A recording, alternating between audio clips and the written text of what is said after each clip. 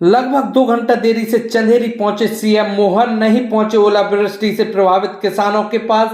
सीधे सभा में पहुंचकर बोले, मथुरा में मटकी फूटना बाकी, कांग्रेस ने हमेशा भगवान राम का किया विरोध।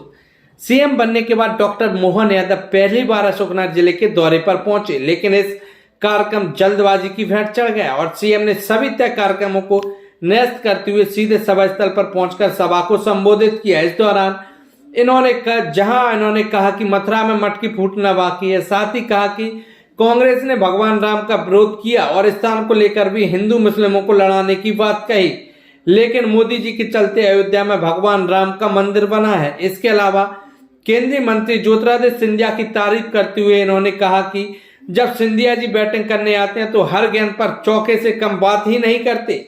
वहीं सीएम ने अगली बार पर्याप्त समय देने की बात भी कही और चंदेरी विधानसभा के ईसागढ़ और नई सराय में कॉलेज, साथ ही चंदेरी में गौ अभ्यारण्य खोलने की बात कही है। लेकिन सीएम के इस भागम दौरे के बीच जनौदा गांव में ओलावृष्टि से प्रभावित उन किसानों को मायूसी हाथ लगी जो सुबह से सीएम के आने का इंतजार करते रहे, लेकिन सीएम इस गांव गए ही नहीं। इसी तरह 8 करोड़ की लागत से पर्यटन ग्राम प्राणपुर में क्रॉफ्ट हैंडलूम का लोकार्पण करने के बाद बुनकरों से सीएम का मिलने का कार्यक्रम था, लेकिन यहाँ भी मुख्यमंत्री नहीं पहुंचे, जिसके चलते बुनकरों को भी मायूसी हाथ लगी।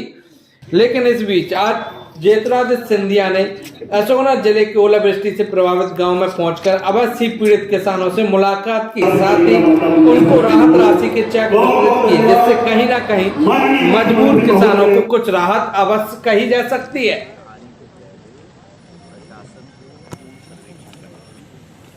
ऐसा कभी भी हुआ किसान, लेकिन मथुरा में मटकी फूटना बाकी है कि नहीं है? सबकी आंखों का तारा। अभी हमको मालूम है गोपाल कृष्ण के जन्म स्थान पर कांग्रेस कितने नाटक करती, देखो तो सही। भगवान राम का जन्म के पहले से विरोध किया, लगातार विरोध किया। कहाँ पैदा हुए, कैसे पैदा हुए, ये हिंदू मुस्लिम को लड़ाने का नाटक है। जाने क्या क्या किया था। जोरदार ताली बजाओ नरेंद्र मोदी जी के लिए, जिनके नेतृत्व में क्या हिंदू क्या मुसलमान एक बार नहीं दो बार अपने इस देश के अंदर अयोध्या में फैसला हुआ। यहाँ सुप्रीम कोर्ट से भी कि भगवान राम का जन्मस्थान वही है। उस आधार पर भूमि पूजन में भी और ये 22 तारीख को भी धूमधाम से भगवान ने गर्भ में प्रवेश पाया। ये हमारा सौभाग्य है। उज्जैन, बनारस, क्या महाकाल लोग का आनंद का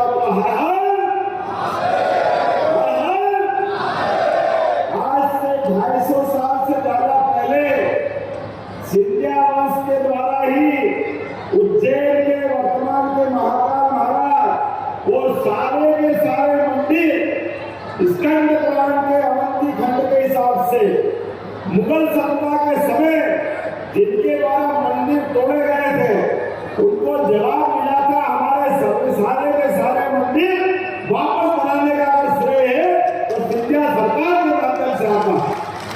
और आज बदलते दौर में दो तरफ और आगे आकर के माननीय नरेंद्र मोदी जी के माध्यम से हमने जो महाकाल के महालोक का लोकार्पण किया है वो तो और आगे की परंपरा हो गई। अब महाकाल के महालोक का आनंद देख के लगता है कि हम स्वतंत्र भारत के लोग हैं। हाँ, हमारी वो उज्जैन है जिसको जाना जाता था अयोध्या, मथुरा, माया, काशी, कांची, अवंतिका, पूरी द्वारा 70 के मोक्षदायिका, वो 7 पवित्र नगरियां जिनमें जन्म लेने मात्र से, वो जन्म लेने तो छोड़ो, जाने मात्र से मोक्ष की प्राप्ति होती है। उसकी कीर्ति प्रसिद्धि बढ़ाई और आने वाले समय में परमात्मा चाहेगा तो अयोध्या के बाद मथुरा में भी गोपाल कृष्ण मुस्कुराएंगे, कोर्ट में बहुत जल्दी मामला निपटेगा राम मंदिर के माध्यम से। लेकिन इसमें आप सबकी भूमिका रहेगी। यह अलग बात है कि हम में से सबकी इच्छा होती है कि हमारे सारे के सारे देवस्थान आनंद के साथ अभी यहाँ मुझे मालूम पड़ा अपने इस स्थान पर भी ये सारी माताओं के मंदिर पे भी निर्माण कार्य करना बाकी है। मैं आपको आश्वस्त करता हूँ मध्य प्रदेश सरकार निश्चित रूप से इस स्थान पर भी नए निर्माण करा करके अपने देवस्थान को चमकाएगी। और केवल ये नहीं, पूरे प्रदेश के अंदर ग्रामीण क्षेत्रों शहरी क्षेत्रों जो देवस्थान है वो देवस्थान का आशीर्वाद मिल जाता हमको। हम तो सनातन संस्कृति वाले हैं, अगर हमको देवताओं का आशीर्वाद मिल जाए तो दुनिया की कोई ताकत फिर मध्य प्रदेश को और देश को आगे बढ़ने से नहीं रोक सकती। आज ही अभी यहाँ से जाने के बाद भोपाल में हमारे पशुपालकों के लिए सरकार विचार कर रही है कि हमारी खेती की आमदनी तो बढ़ी है, सिंचाई का रकबा बढ़ा है, लेकिन पशुपालन के धंधे में भी लाभ का धंधा होना चाहिए। हमारी गौ माता गली गली खेत खेत सड़क सड़क पर भटकना नहीं चाहिए, इनकी चिंता करना चाहिए, गौशाला भी अच्छी करना है। ये सारे काम के लिए यशस्वी मोदी जी के नेतृत्व में ये डबल इंजन की सरकार बनी है। मुझे इस बात की प्रसन्नता है। आज हम निर्णय करने वाले आने वाले समय में, अरे गौ माता तो वो माता है जिनके माध्यम से 33 करोड़ देवी देवताओं के दर्शन होते हैं। यह हमारा सौभाग्य है। बोलो गौ माता की, गौ माता की हम विचार नहीं करेंगे तो कौन करेगा। और यहाँ बनकर सभी प्रकार के रोजगार के साधन सारी की सारी व्यवस्थाओं के लिए सरकार लगातार काम कर रही है। आने वाले समय में अब तो और आगे जाकर के महाराज को मालूम है अपने एयर एम्बुलेंस की सुविधा बना रहे हैं। गरीब आदमी भी अपने प्राण के कष्ट अगर आते हैं, अगर बीमार हो जाए तो बड़े आदमी तो जा सकते हैं, क्या गरीब आदमी को इलाज का हक नहीं है? गरीब आदमी को भी इलाज का हक है। इसलिए गरीब से गरीब आदमी को भी उसके प्राण बचाने के लिए हमने एयर एम्बुलेंस की सुविधा दी है। बहुत जल्दी हर हॉस्पिटल से जोड़ करके, आज समय की कमी है, बहुत सारे काम बोल सकता था, लेकिन आज मैं यहाँ के बाद एक और कार्यक्रम में जाना है, तो आपकी अनुमति होगी अगली बार फिर आएंगे, विस्तार से बात करेंगे। चंदेरी के विकास के लिए कोई कोर कसर बाकी नहीं रहेगी। जो जो मांगोगे वो सब मिलेगा। जोरदार ताली बजाएं। वीरों की धरती, महावीरों की धरती, मेघनी राय के समय से बाबर को, अकबर को, सारे मुगल सत्ता को जो धूल चटा चुका, ऐसे इस नगर के अंदर आज मैं आया हूं। हमारे विधायक जी ने कोई काम दिया है उनको उत्कृष्ट कॉलेज खोलने का, निश्चित रूप से मैं आपके सामने आगे बढ़ूंगा। उत्कृष्ट कॉलेज खोला जाएगा।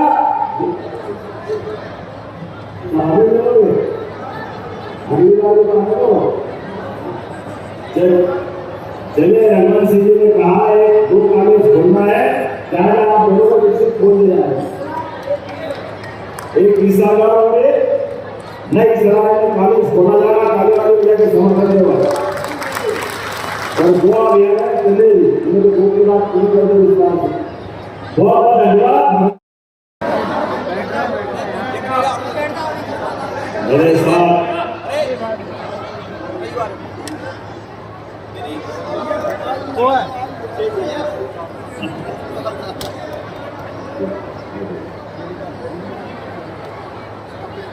मेरे साथ जोर से बोलेंगे। तो महाकाल की नगरी से आता हूं और परसों शिवरात्रि है। महाकाल महाराज की। और हम सब गोपाल भी हैं, खेती है, किसानी है, गाय पशु के पालने वाले हैं, और महाराज के महल में भी गाय हैं, तो सब गोपाल हुए के नहीं हुए? बोले गोपाल कृष्ण भगवान की। चंदेरी की ये अद्भुत वंदनीय और पुरुषार्थ के साथ जीने वाली सारी आम जनता आपको प्रणाम करके मैं अपनी बात प्रारंभ करता हूं। जोरदार तालियां बजाएं समूचे मंच के लिए। यद्यपि मैं माफी मांगता हूं, मैं देरी से आया, लगभग 1 घंटे देरी से आने के बाद भी मैंने कोशिश की केपी भाई कि मेरे को आना है टाइम पे, लेकिन टाइम नहीं मिला तो जितना मिला उतना ही पर्याप्त है। मुझे मालूम है आने की एक घड़ी भी बहुत होती है। आपके दर्शन हो गए, समझो सारी बात हो गई। प्रेम के भूखे ग्रामीण जन, नगर जन, यह हमारी भारतीय संस्कृति की विशेषता है। अभी पर्यटन मंत्री ने भी बहुत अच्छी बात कही। धर्मेंद्र भाई के लिए जोरदार अभिनंदन करें, धर्मेंद्र लोढ़ी जी के लिए। और महाराज जब बैटिंग करने आते हैं श्रीमान सिंधिया जी, तो कोई बात खाली नहीं जाती, हर एक पे चौके छक्के से कम में कोई बात ही नहीं होती, हमको मालूम है। ब्रजेंद्र प्रताप सिंह जी, जोरदार अभिनंदन करो ब्रजेंद्र प्रताप सिंह जी का। मैंने डॉक्टर केपी भाई को तो बोल ही दिया है, केपी भाई हम और आप सब मिलकर के अपने इस पूरी विधानसभा लोकसभा में साथ पुराना रिकॉर्ड तोड़ करके प्रचंड बहुमत से जीतेंगे, निश्चित रूप से यशस्वी प्रधानमंत्री होंगे। सभी किसानों को भी विश्वास दिलाना चाहता हूं कि मुख्यमंत्री मोहन यादव जी के नेतृत्व में 2 तारीख को ओलावृष्टि हुई, 3 तारीख को मेरे दूरभाष पे चर्चा हुई मुख्यमंत्री जी से, तीव्र गति से सर्वे हो, इसका ऑर्डर मुख्यमंत्री जी ने दिया। तीनों जिले के कलेक्टर अशोकनगर, शिवपुरी और गुना, तहसीलदार और हमारे पटवारी एक गांव में गए और ये नया कीर्तिमान स्थापित हुआ है मध्य प्रदेश में। 48 घंटों के अंदर गुना के 29 गांव, अशोकनगर के 81 गांव, 22,000 किसान प्रभावित हुए। 19,000 हेक्टेयर भूमि, चाहे वो आपका चना हो, चाहे गेहूं हो, चाहे हमारा मसूर हो, पूरा जो फसल चौपट हुआ था 5 किलोमीटर के बढ़त के आधार पर 80 किलोमीटर की पट्टी पर सभी जितने किसान प्रभावित हुए हैं उनका मूल्यांकन किया गया है। और आज स्वयं जनौदा में मुख्यमंत्री जी आने वाले थे, स्वयं अपने हाथों से प्रमाण पत्र मुआवजा का देने वाले थे।